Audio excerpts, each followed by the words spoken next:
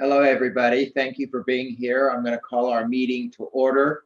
Can we get a roll call, please, Madam Secretary? Yes.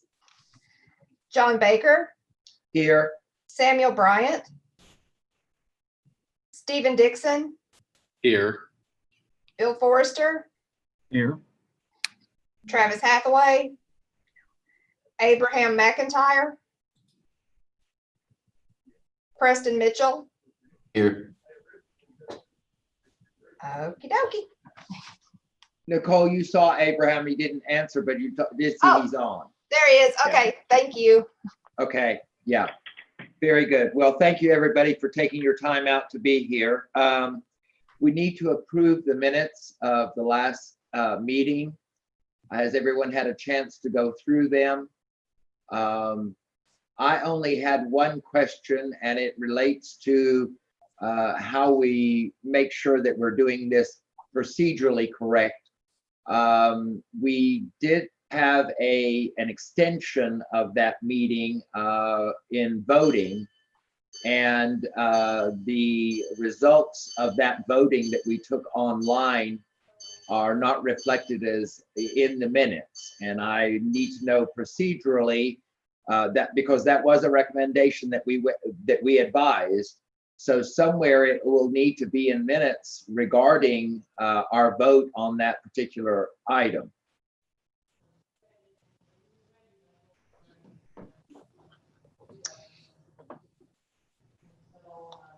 I sent Stephen an email earlier today, Mr. Chairman, after I received your email. I'm not sure I was included in all of the responses, so I wasn't really clear on how the votes went. So I asked him if he could compile that and send it to me. Then I'm happy to put the addendum to the minutes as soon as I receive that. I just didn't want to put the wrong information in. Okay. Well, once we actually adopt these, then it's hard to add something to it. Is that not correct? I mean, is it? You can always, when we have an addendum to the minutes, we can approve the addendum at our next meeting, but I can add them to the minutes with a notation that this vote was taken and this was decided and so on. Would that then need to be something that we were anticipating an addendum, or that we're approving this on addendum in the motion to accept the minutes? Would that need to be specified in there in doing that then? It wouldn't hurt. Okay. Well, does anyone have any questions about the minutes? Can I get a motion to accept the minutes with the coming addendum to the minutes? Move for approval. Thank you, Stephen. Could I get a second for that, please? Bill said it. Yeah. I saw his. Okay, Bill, second. All in favor, say aye. Aye. Any opposed? Motion carried. Excellent. Thank you so much. And I'd like to make sure, if you can, Nicole, if you'll send that out so everybody has how that vote ended up being that we had online. Okay, no problem. I'll send it all out again with that added. Thank you. It doesn't seem that we have any old or new business, so we'll go directly to reports of committees and staff. First, Tennessee Community Development District activity report. Bill, I'm gonna let Renee talk about the projects that we have ongoing that are almost complete. okay. Okay, so for this year's project funds, we had 2 reconstructs going on, one at 2410 Park Avenue and the other one at 803 Wilson Avenue. The 2410 Park Avenue has been completed and all final paperwork submitted to Stephen. The 803 Wilson Avenue, we got the CO yesterday, so I'm working on getting that final paperwork submitted to Stephen on that as well. So we're just waiting on the contract for this year's funding, and then we'll begin having our construction manager look and prepare work write-ups on the next 5 people on the list. Oh, excellent. Well, it's always exciting when we complete a project for a family. Yes. Yeah, yeah. I don't suppose you can share pictures of the completed projects? Can you do that? I actually do have some pictures of the 2410, which I will share here in just a bit. Okay. And that's about it from our side. That's all you have at your end? All right. Yes. Okay. I think Preston has got, there we are. All right, are you able to see my screen? Is the screen sharing working? We have an ESG status report. Yes. Okay, so this is just kind of where we are with the ESG stuff. So for last year, the 2019-2020, all of the payment requests, they've been approved by the city and submitted to THDA. Still waiting for the ones at the end, the June request to be approved and reimbursed by THDA. But we are pretty much all done with 2019-2020 stuff. For next year, we've got the contracts signed last week at City Commission by the city. So I still need to get those to the subrecipients and get those signed, but we are pretty much good to go there. There is a reminder of what we did for the budget. So 69,000 to Manor House and Safe Passage, and 12,000 to Salvation Army. I don't have any more info about ESG CARES money. I don't know if THDA, what their plan is there, but I will pass that along once I do know something. Hey, Stephen, Yes. if you could go back just for clarification and for the benefit of any new members. The table that you have there on that screen totaling 161,250, that is the annual ESG allocation excluding the CARES money, correct? Correct. So Yeah. we still don't So know. if you could just quickly kind of provide a background on our annual allocation, and then how much was provided in March, April for the CARES, the COVID CARES money, if you don't mind. Yes. So as a set-aside city, Johnson City receives $150,000 as part of the Emergency Solutions Grant, and that is for homeless services. There's also an 11,250 admin attached to that. In March, we received an extra 7,500. That actually wasn't part of the CARES money. That was leftover funds that THDA had from their 2019-2020 funding cycle. Okay. And so they went ahead and just gave out as much as they could. They at THDA, I've been asking for the past several months when we're going to know the status of the ESG CARES money and how they're going to divide that up and how much it's going to be, but they do not know yet. So Okay. I might have been thinking of the larger amount for CDBG CARES. Right. Okay. So any other questions about ESG stuff? Thank you for doing that. All right, so for the CDBG for the 2019-2020 cycle, we didn't spend close to the budget because COVID hit and everything got delayed.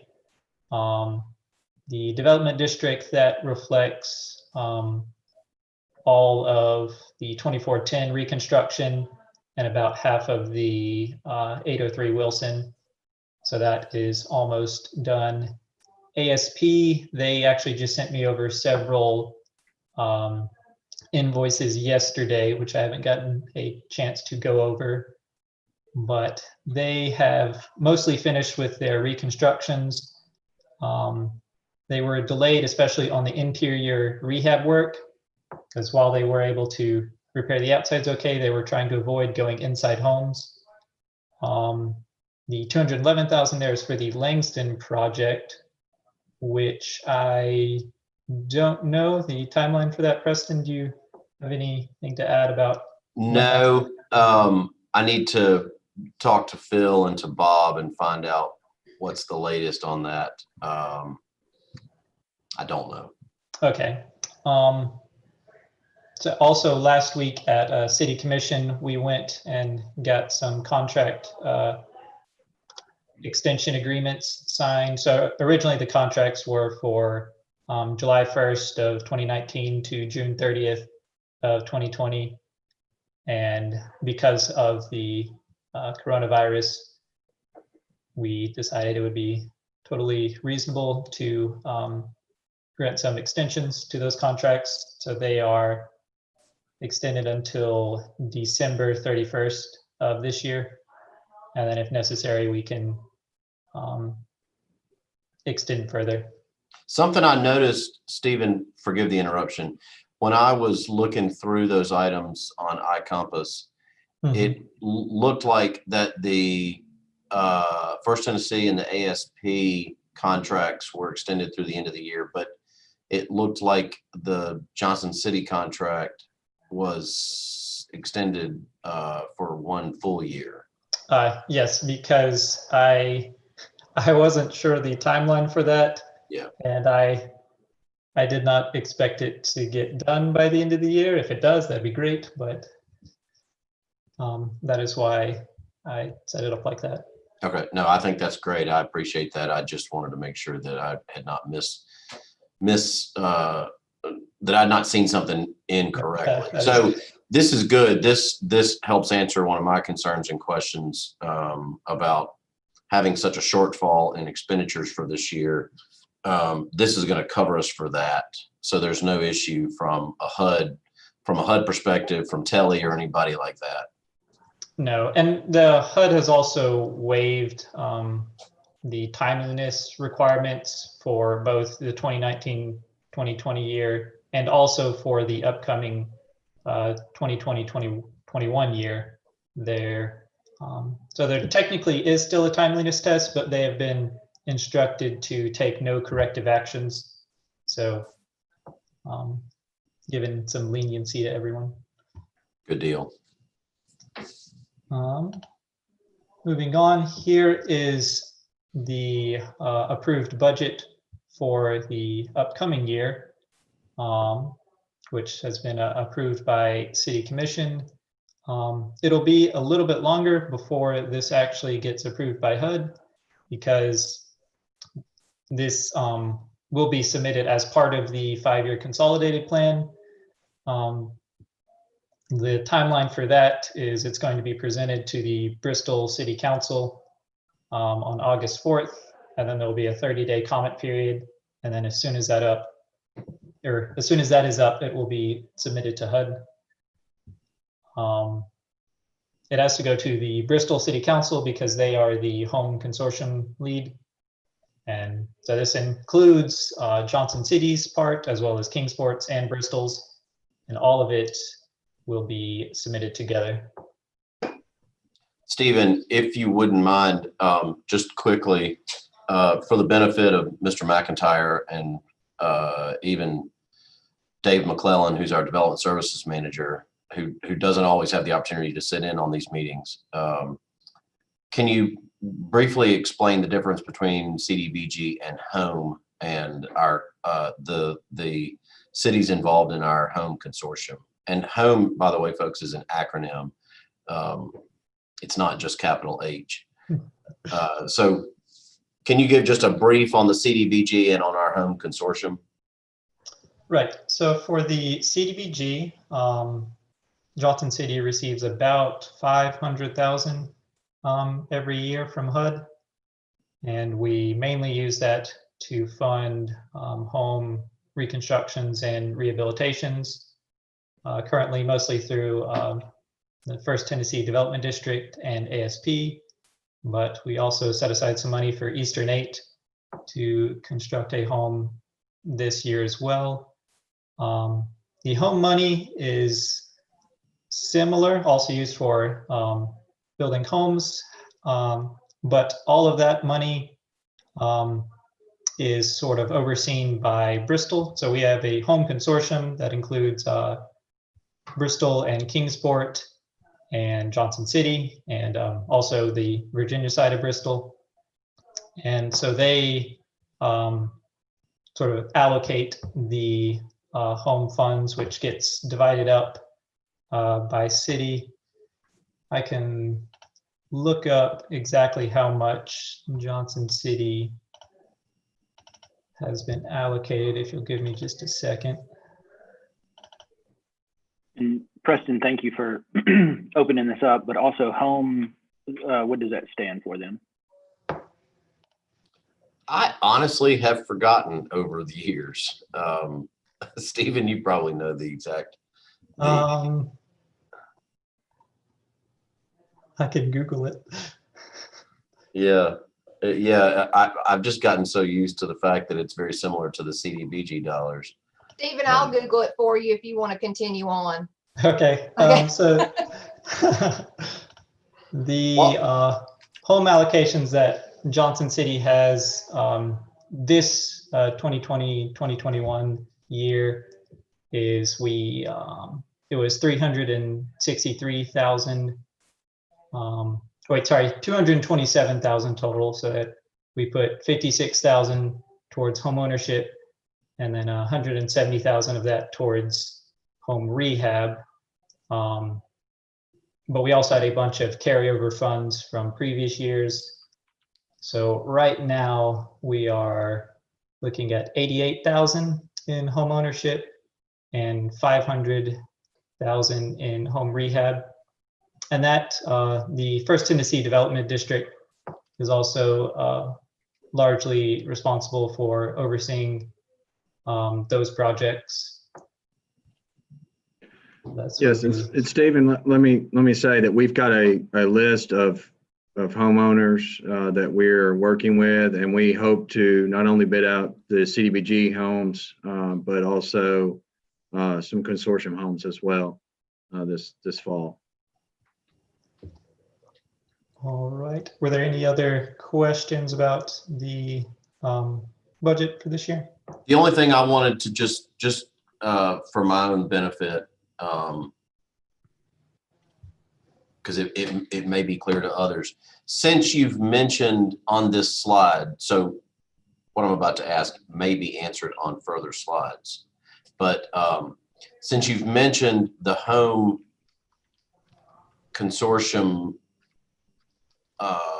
approval on this slide, those dollars that you just made reference to, though, the roughly 580,000, do not appear to be reflected in that chart, though. So is that table? This is just the CDBG money. So the home is separate. So all the consortium money is sort of divided up by Bristol, and the First Tennessee Development District helps to oversee those projects.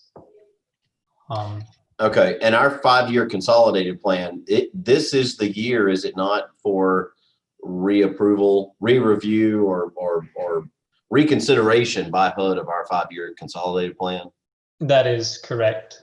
Okay, and so does the consolidated plan, it is basically our, for Dave and Abraham's benefit, the consolidated plan is our 5-year kind of master plan. It's the long range policy document that guides this. And then every year we have a work plan, an annual work plan.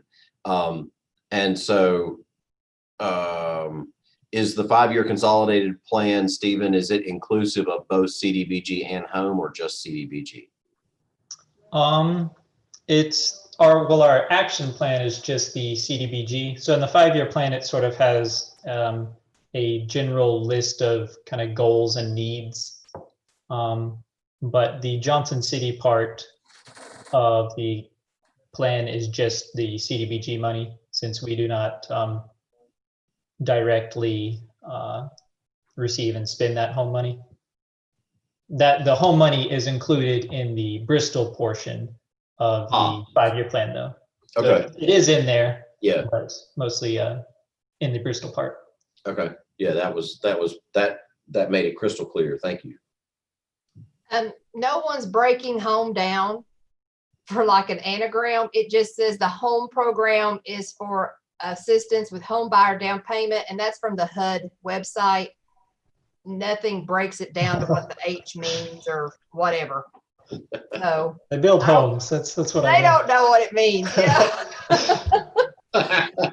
So there you go. All right. Excellent. Well, I tried. Thank you, Nicole. I will move on then, if there are no other questions. Just one other item. I failed to mention, we do currently have 2 Johnson City Consortium projects under contract, 2 rehabs. We signed those just last week. So there are 2 projects for Johnson City underway as part of the Home Consortium. Okay, thank you. Here is a reminder of the CARES budget. So as part of the CARES Act that passed in March, Johnson City received an extra $313,000 special CDBG COVID CARES money. That is how we budgeted that. Those contracts were also signed by City Commission last week, and we should be getting HUD approval in the next few days. So that is pretty much good to go and ready to get those projects underway and that money spent. Were there any questions about the CARES money or? So the CARES money actually will be in the hands within the next couple of weeks of the recipients? Yes. Oh, excellent. That's, of course, I know it does take an awful long time, but it's great when we finally do get the money to the people. Right. And this money in particular is a bit more flexible than the normal CDBG money because it can be used to reimburse any eligible costs that have been incurred because of coronavirus. So even though this isn't getting approved till next week, it can still reimburse costs they incurred back in March if they were dealing with something. So. Okay, excellent. Thank you, Stephen. All right, and here is a picture of that house at 2410 Park Avenue. So there we've got a view of the front. You can see they've got a nice porch and railing. There we got a view of the back side of the house. And I've got a few inside pictures. So that's the kitchen area and the view of the hallway and the bathroom. The property at 608 Jackson, which was an ASP project, it was also recently finished. They had a virtual home dedication there. So we just had a few people with a face mask and they recorded it and put it up on Facebook for people to view. Look at that big front porch. Yeah, it's not quite as big as the one at 607 Jackson, because the one at 607, it extended about that far on the left and right side, but looks But nice. at least the depth is there. The depth, I believe, is right at 6 feet or greater, from what I understand. Yes, that's about Yeah. right, from what I remember. There we've got the homeowner. So one is Mr. Ham, and he's the one that will be living there at 608. And then also Mr. Roberts, who will be have the house at 317 West Main Street, which they have also almost finished. And so they had both of them there at the home dedication. Then we've got a view of the kitchen. And that's one of the bedrooms. I think most all of the furniture that they have there was donated by Grand. So we got some pretty nice stuff. Looks good on the inside. And then tell me if I'm wrong, Richard. You're muted, by the way, just as an FYI. Okay. These are the two that you were making reference to yesterday with the hardwood floors?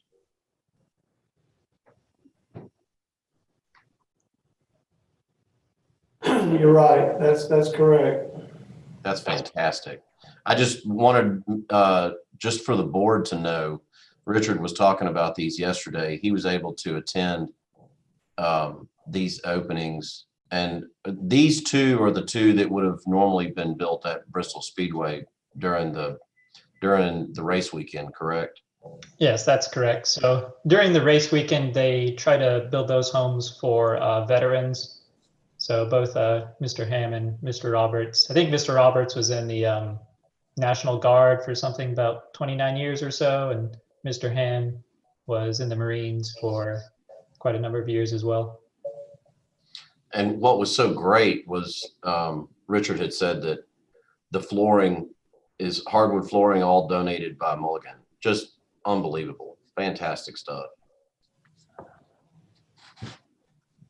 All right, and that is about all I have, unless anybody else has something they want to add in or ask about.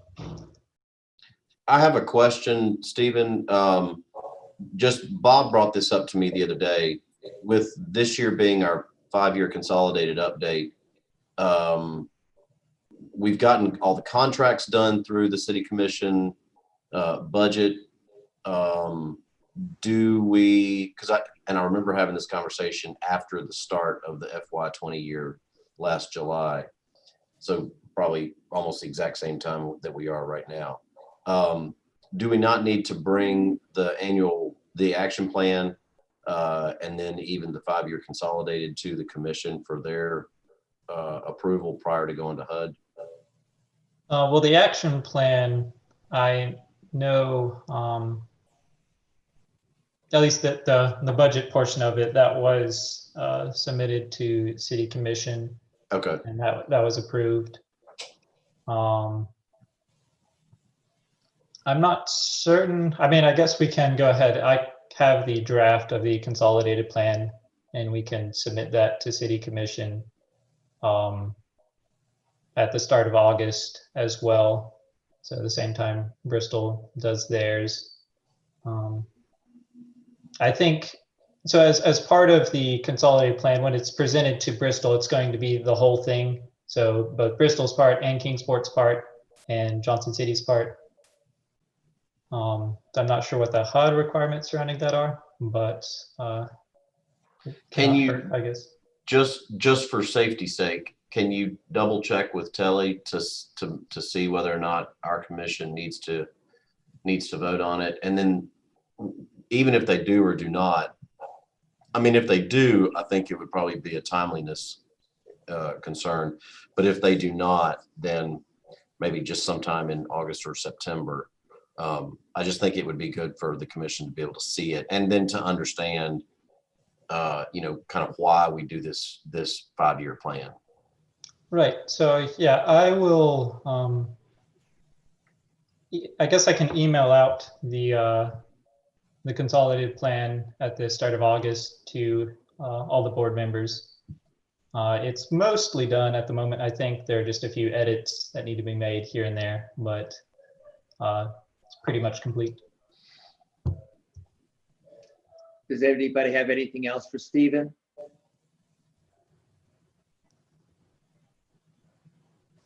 And thank you for showing us the completed homes. That's wonderful for those people. Have a beautiful home to have now. Does anyone else have any comments? Hey, this is Abraham. Just a quick question. The reconstruct, is that that means we removed an old home and reconstructed a new home on same property? Normally, yes. So ASP, they, I know that demolishing the old home and rebuilding the new one is what the district does. ASP sometimes builds new homes on residential properties. So in order for a CDBG home to be built, it needs to be considered a reconstruct. So it needs to be a residential property where homes have been previously. So we're somewhat limited by that. But that is what that means. Anyone else have any other questions? I don't have another question, but I would like to just introduce, just because he doesn't, like I said, he's in the past not always been able to attend, but Dave McClellan, who's on the call, he's our development services manager, but also acting as our interim chief building official. When that chief building official position is backfilled, that individual will be under Dave. So the development services manager is really the lead official over the entire building permitting and inspections process. So if you ever have any questions about anything related to building permits, the submittal process, the review process, the permitting process, or the inspections process, Dave is your guy. And Dave is an architect. So not only is a design professional that comes to us or has been with us for some time now, but brings a ton of design and building experience to his role. So he's been invaluable. Thanks, Preston. Yeah, it's good to finally be able to attend. There have been a couple that I haven't been able to make it to, but it'll be interesting to get the inside before things happen background on these projects, because I tend to see them, or learn of them once they're happening.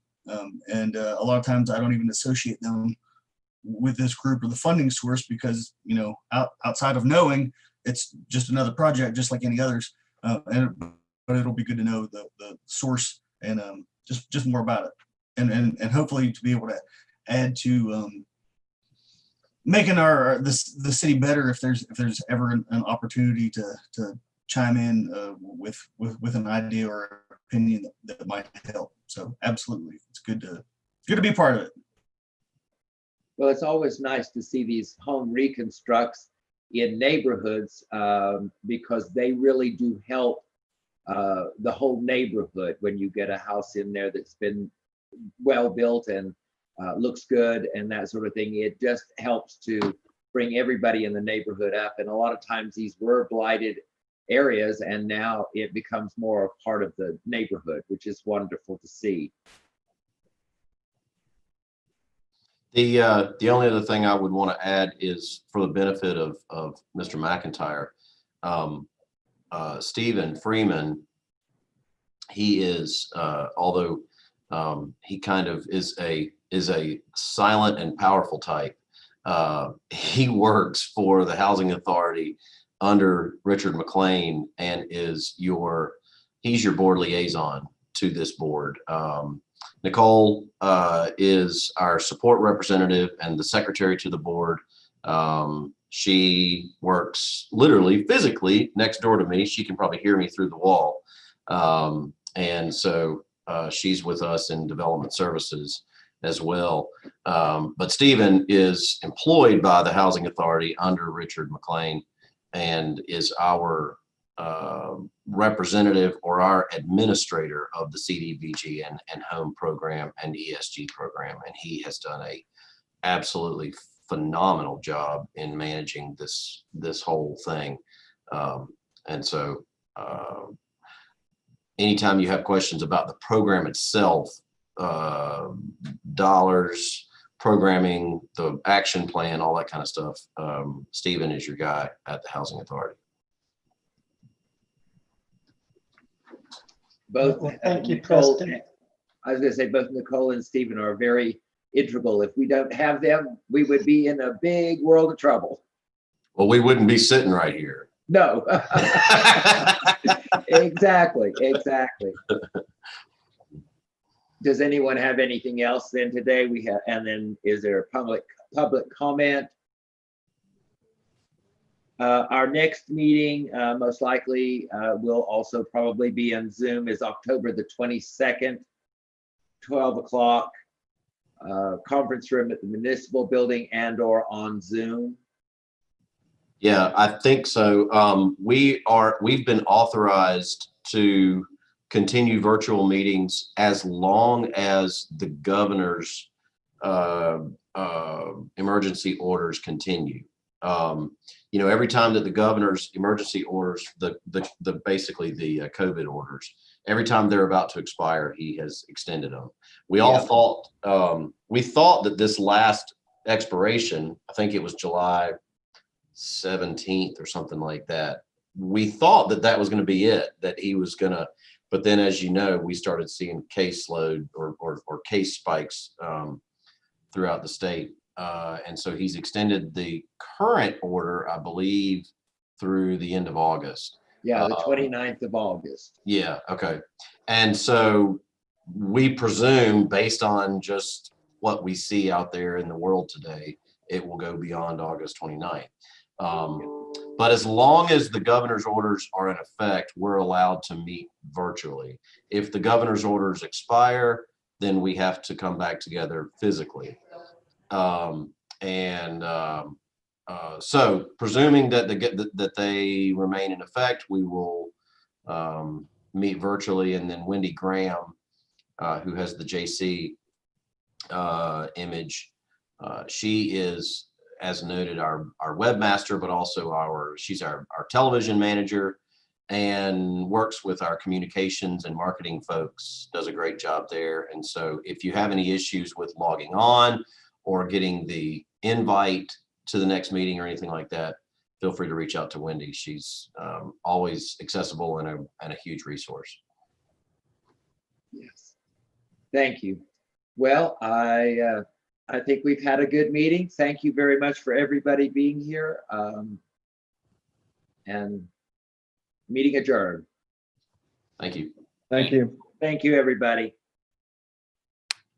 Thanks, Nicole.